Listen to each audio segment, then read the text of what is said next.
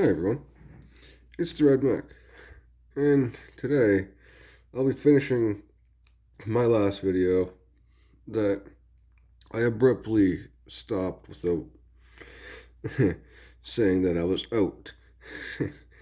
But there's a reason to that, is because I had a little phone call, and so right now I'm gonna finish it, and it might be for the better because that was a little over 20 minutes. So now, pretty much where we were last time. Well, we were talking about the arms race. And since we're in a new video, I figured we'd talk about the arms race and how Farsight was getting destroyed. But there's a reason to that. Like, before he was losing his arms and getting destroyed and broken because he's fine cast. It's not only because he's fine cast, but I think, like I said in the last video, he was cursed because every time he loses, he will break. And since we're in a new video, might as well get into it. So, during the arms race, so just picture, because this is one of the remnants of my towel that I have right now. So we have a Commander Farsight. We have just imagine these Pathfinders as Fire Warriors. So two groups of Fire Warriors. I remember I had 20 Fire Warriors in the Fireblade. So that was my actual army, plus this guy in my 3 Crisis battle suits. So that was the actual army before the arms race. I knew I wanted a Riptide, so that kind of doesn't count towards the arms race because that was already going to happen anyway. But now that we're here, bam, the Commander Farsight. I was actually doing pretty well strafing off a lot of people because in 7th edition, I didn't know this, that Tau was actually pretty damn overpowered. I didn't know this. And I would use the Fireblade to give my guys rapid fire or double shots or something. I don't remember, but you would make the 20 shots and the 40 shots. Like it's a volley fire of some kind. It's like there's a special rule of some kind. Tau players know. But yeah, I'm an orc player, so it's been a while. Anyway, that's another thing. But yeah, so I would always shoot, and then I would have Commander Farsight come down from behind, cut up a tank, blow up a tank, get out of dodge, and if stuff did happen, the shield drones or the gun drones would, they would take the heat. So that was my strategy. Pretty much it every time. So I would have a gun line. The Riptide, when I had it, would just bounce around, and then my Farsight with the Crisis suits would jump to the biggest, baddest unit, like a tank or like a captain. So every time, boom. Everybody knew the strategy. I would tell them, well, this is what's going to happen. I'm going to send my Farsight after this guy, and I'm going to send my Riptide after this. And then I'm just going to... I already told them how the game plan is, so they could even strategize around that. So, like, in a way, I was actually kind of... I don't know. I was kind of getting lucky because I was a new guy, too. Like, I was actually getting pretty lucky. And the same thing with my brother. He was using, my Space Marine army. And during the arms race, and by when I mean arms race, like, people bought Land Raiders, people bought airplanes, people bought fucking, what are those Centurions? Yeah, because they had, like, lasguns. Like, they were insane. Like they were actually buying some crazy ass stuff to compete. And, like, it wasn't just me. Like, there was, like, the Necron player who had just an abundance of warriors. There was the Imperial Guard player who had just a shed load of tanks. So, and he would buy like artillery tanks, so like he didn't have to move, and he would like dump a whole bunch of guys. Like I think he had like I I don't remember. It could have been like 50 or 60 like Cadian shock troops and a bunch of tanks, tanks upon tanks upon tanks. So like that was his thing. Like he would just buy more tanks. Like he was the tank man. It's pretty cool. But his flaw was the air. But he would take the ground very swimmingly. So Imperial Guard were pretty deadly on that front, taking the ground. I do. Everybody enjoyed like buying new stuff because even the store got was having fun because like I said in the last video, it was a leaderboard, and people would score points. Like you would kill this like a leader, boom, that's I don't know a victory point. Boom, that's 1 point. You you hold the command point at the end of the game. That's one victory point or something. You know, you score points throughout the game. You know, like you tally up your victory points and you just add them onto the victory board. It was pretty fun. And like I said, the arms race, like when the arms race hit, it hit because the Imperial Knights showed up. So let's kind of clear this off the table for now. For a good reason. And this is my first Imperial Knight. You're going to still see that it's red and black, my old Space Marine colors. So I'm going to tell you a little story about the Imperial Knights. 1 second.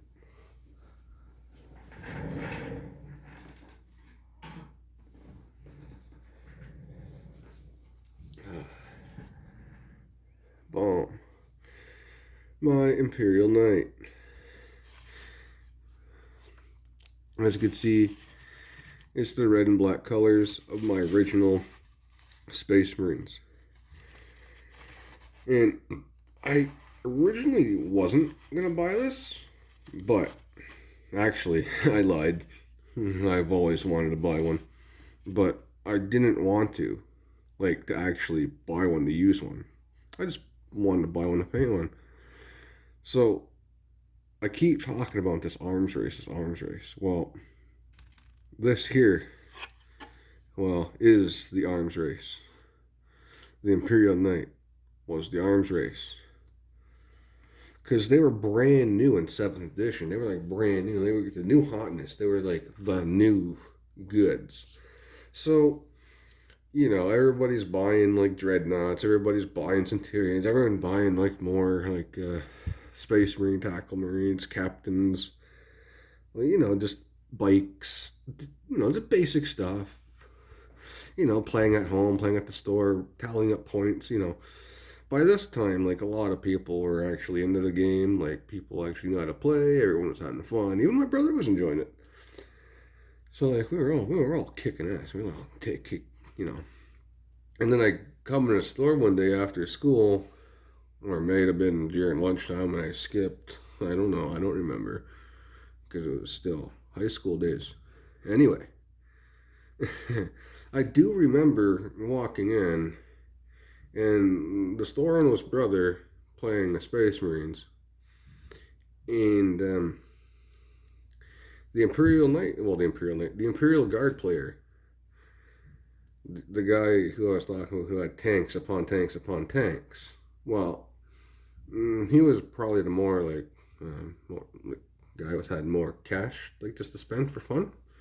So, and he had the nicest paint in his armies, like maybe next to other, you know, next to the next guy. You know what I mean? So like all the armies look pretty good, like compared to mine. But when I walked in, he had Imperial Knight. I'd never seen Imperial Knight before. I never knew what an Imperial Knight was. Never even knew it. Because, like, I didn't really have internet at the time either. So, that's another thing. And the White Dwarfs, they would only show up once a month. And, like, Yeah, they were. You could look through them for free, which was pretty cool. I was very like so. Yeah, that was like the newest thing of the month or last month, and it was obviously on the front page. And he painted it like the House Griffon, like the blue with the checkerboard. It looked really good. It looked almost like exactly like the box. He put like all the stickers and all the good stuff on it, and it looked exactly like the Paladin. Because at that time, you notice how there's that hole right here. Well, when you first bought these original knights, they didn't have the top piece, like the extra guns. Like it was just strictly Paladin. Strictly, like this was it. This was it. All this, everything on the sprue was right here. Everything you see was in the sprue. It's not like what you can get now. Like in a box, you can get like a fist, a chainsaw, and like a different gun. And you get like 3 different guns. So, and like 2 different top guns, and like multi guns, different helmets. Well, he could have got different helmets, but I like this one. It was pretty cool. But I didn't get this knight right away. We're gonna go back to like the first time I seen a knight because I got carried away talking about this guy because he was brand new, brand new. Like it was so cool. So I was watching them have their game, and he just like holy, it was a walking. Yeah, obviously, you could step on everything. So it was like the first guy, like on the leaderboard, there was like first place and second place playing each other in a way. So it was like wow, these guys are like really good. They know how to play. They know what they're doing. They know their stuff. So so I was watching. It was really good, just watching from the table, literally enjoying. Got the ground's eye view pretty much. And look, I was like wow. So that's what an Imperial Knight is. Very very badass. Very cool.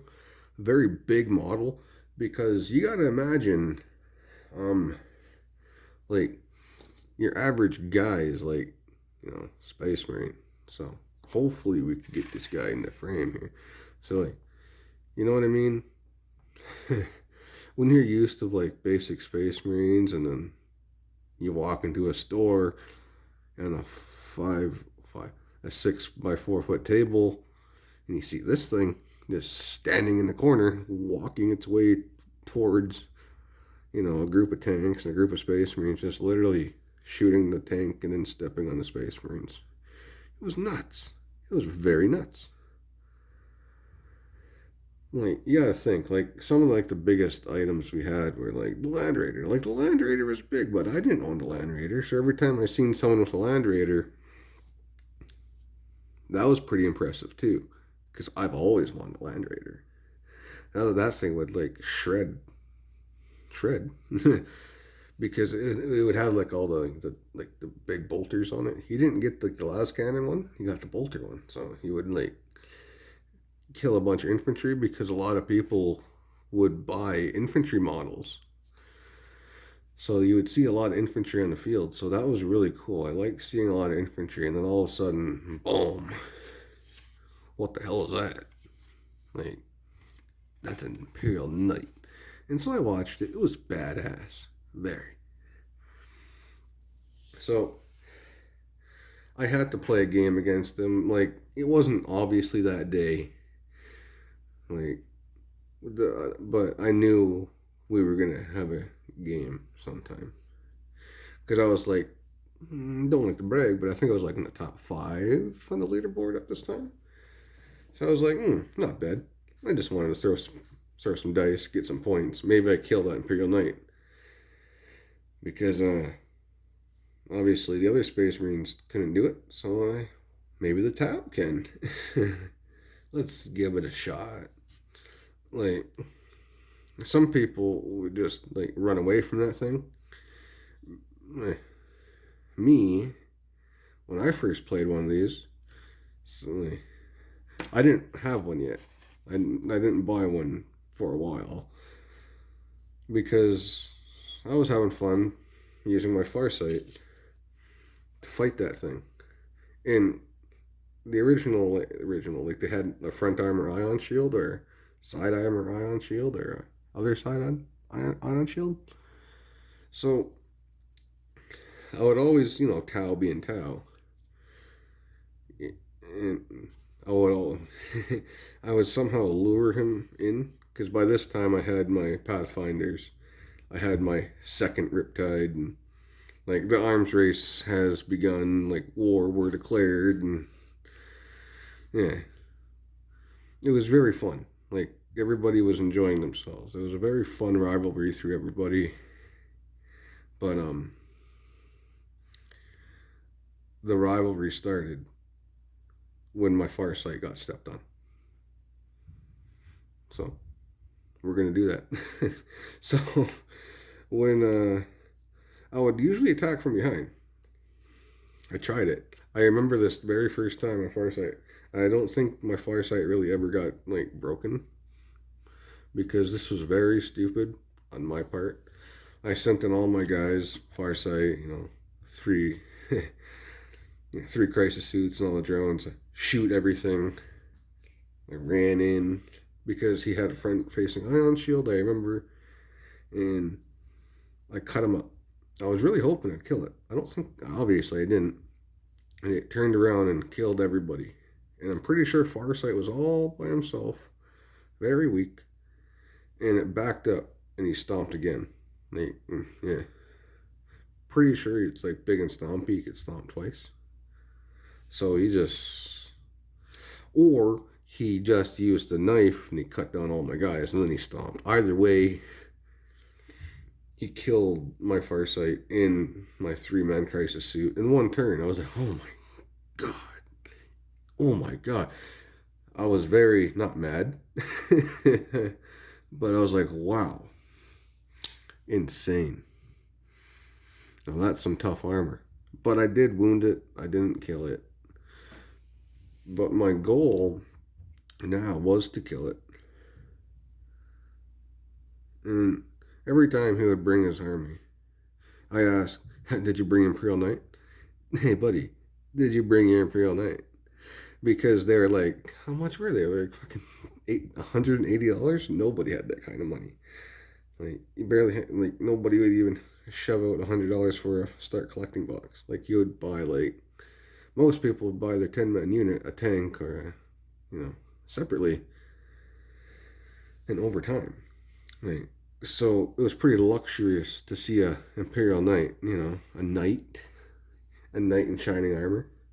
So, me, I want to save up.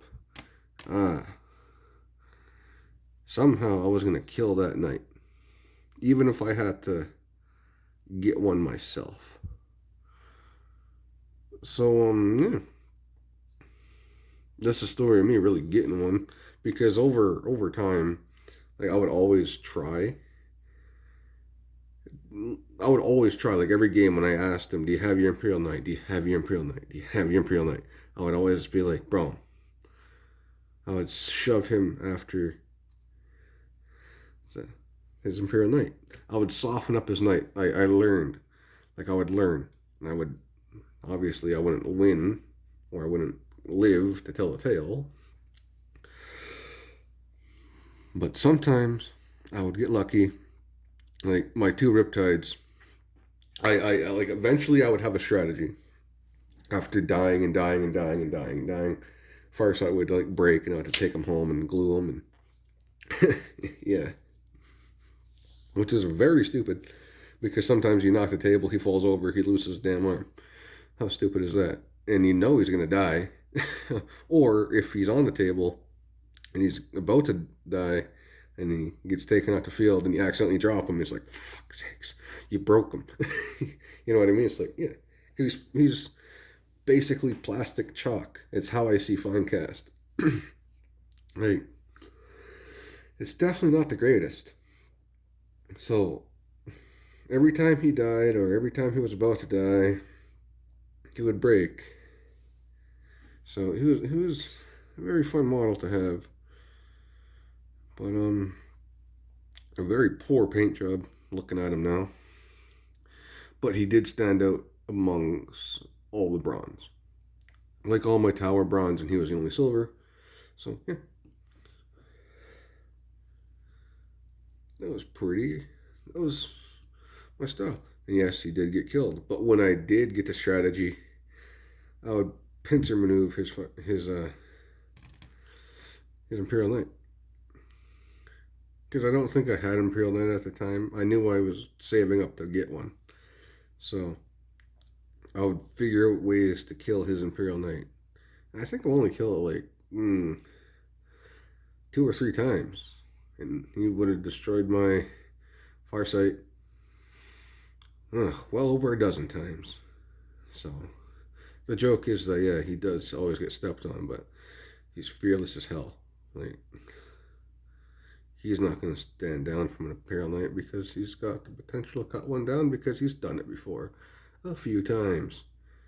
Because I do remember after the strategy of pincer maneuvering my Riptides, hiding behind buildings, and then waiting for them to get really, really close to death, because I'm pretty sure they blow up because they're vehicles.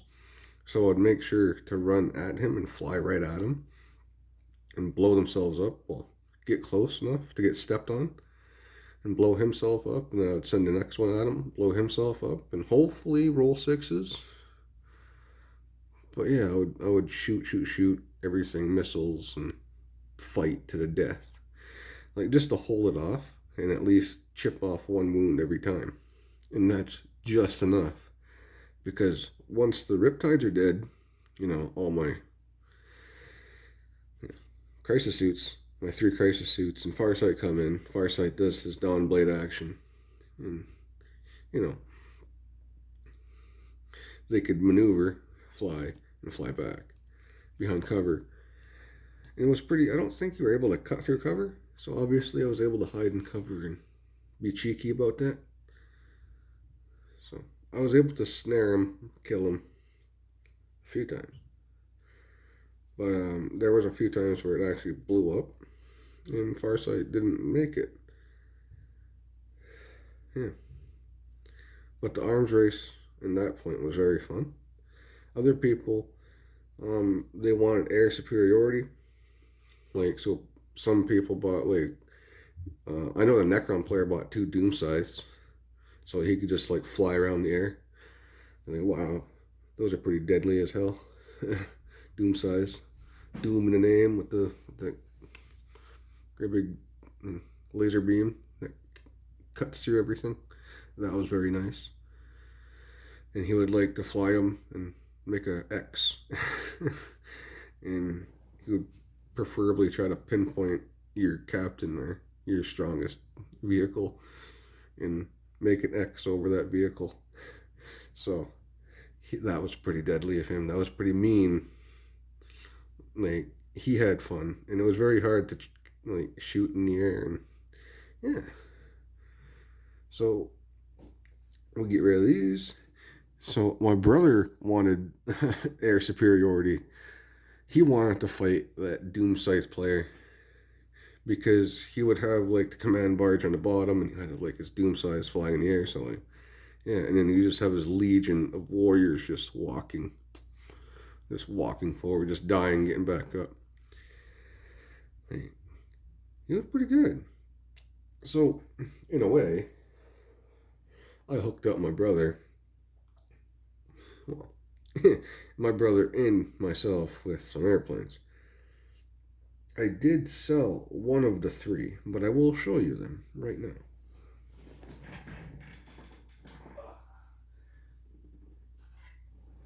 So, hopefully that's in camera.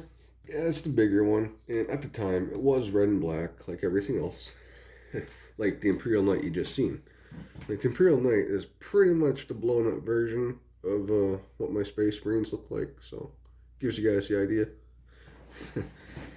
So, I had this. It was basically the Land Raider of the sky. And we had 2 of these. So, 2 escorts.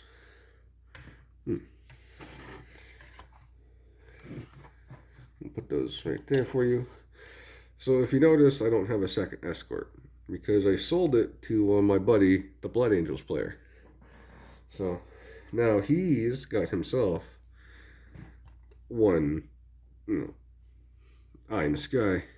Something that could protect his guys from the doom scythes and my brother's army, or if I ever want to use the space, like, these guys. So, everybody had superiority because not everybody bought airplanes, but some people bought like anti-air tanks or an anti-air weaponry like for their dreadnoughts.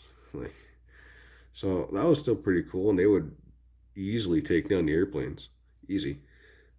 So air superiority, eh, maybe,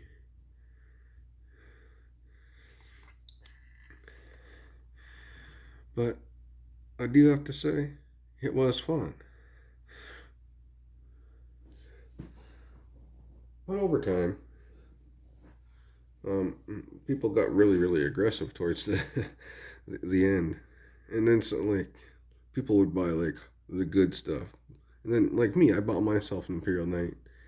Um, the store owners bought themselves an Imperial Knight, so everybody was getting Imperial Knights, and me, I would only use my Imperial Knight against other knights. And the Necron player, he wanted an Imperial Knight, but he didn't want an Imperial Knight because he doesn't play Space Marines. And but everybody else, it was pretty good. There was one guy, he had like two or three Demolisher Cannon tanks, and those were pretty insane. Like that would be enough to, like, at the time, like the big blast template in 7th edition, that was like infantry really didn't survive past turn 2 or 3. And if your tanks were there, then you were pretty lucky. Like everything was getting destroyed. Almost everybody was like, it was almost a battle of attrition for every game. Like objectives, what objectives? Huh. But that's just besides the point. Like it keeps funny. But like I said, after the arms race, people started to actually move away, and the game was getting a little bit too competitive for some people. So like they would bracket off into their own little sub games. So that wasn't really getting fun, as one would say. So after a while, people, like I said, moved, and yeah, and I would still play, and the games did slow down a bit, and the leaderboards, it's okay. It really wasn't a thing anymore. It's not a thing now because 8th edition, 9th edition. But at the time, it was a good way to get people into the hobby and, like, I guess, to buy new stuff. Mm, but when 8th edition hit, nobody really wanted to buy new codexes, and like I said, some people just got out of it. A few people moved, like, away, which was very unfortunate. And like some people were going like to college, so like I say, moved. So um, now, uh, like now I just paint. Like, well, not now. I just paint. I'm just trying to remember because there was like a little break for the hobby for a lot of people, and I don't know. I think I'm pretty sure it happened to a lot of people at the end of 7th edition. Something happened at the end of 7th edition. I'm not too sure what, but I was actually getting into. Well, they call it the end times because I do remember, and I'm gonna have to end this video if we're gonna be talking about end times. But yeah, at the end of the arms race, everybody just they didn't call it quits. Like a lot of people still painted, a lot of people still played, but there wasn't like everyday competition or everyday leaderboard points or like imagine like 12 people and it reduces to like maybe 7 or 8 and like there's only like 3 or 4 dedicated people and yeah, it kind of slowed down a bit. But until 8th edition, huh, that's gonna be another video. That's when things ramped up again. And that 8th edition, I think 8th edition kind of revamped the hobby for everybody. And I'm gonna have to explain that in another video. Yeah, because it saved the hobby for me entirely. And a lot of people may not think that the 8th edition was good. But anyway, like I said, end the arms race, end the 7th edition, and everything was starting to calm down. And I bought myself an Imperial Knight. I would only fight other Imperial Knights. We had air superiority, so in a way, I'd like to think me and my brother, we won the galaxy. Galactic conquest was ours. Even though we weren't on the top of the leaderboard. I don't know. But yeah. Like I just like if you don't mind if I explain. Cuz like I say, my brother would have air superiority with the Space Marines, and me, I would just take the ground troops with the Tau. And if we were able to work together, that's how it would work out. So, my Tau, my enclaves, obviously they weren't working with ethereals. Allies and convenience, yeah. But my Space Marines, they weren't Ultramarines, so I called them I called them the Abandoned because they were an abandoned chapter. But now that they found a chapter, they're Ultramarines. But before that, they would just, mercenary chapter. They would work for any race who would pay them. So that was kind of a lore for, between me and my brother for the Space Marines and Tau. Because those are my only 2 armies in the beginning. And then the Imperial Knight was just a stolen knight. And so we put a Space Marine or a Tau person inside, and that's who would pilot it for the games. It was pretty cool stuff. But like I said, we would still have home games. We would still play at the store. It's just a lot slower. There would still be the designated days. Like I would go there all the time, bring my armies. I would play because at this point I was pretty damn addicted to the game. It was pretty fun. So I'm gonna have to bring the video to an end. I'm pretty sure that's all we have to talk about right now. But my next video will be about the 8th edition, how it saved the hobby for me and everybody around, like the community for the store. So thank you all for watching. This has been the Red Mac. The Red Mac is out.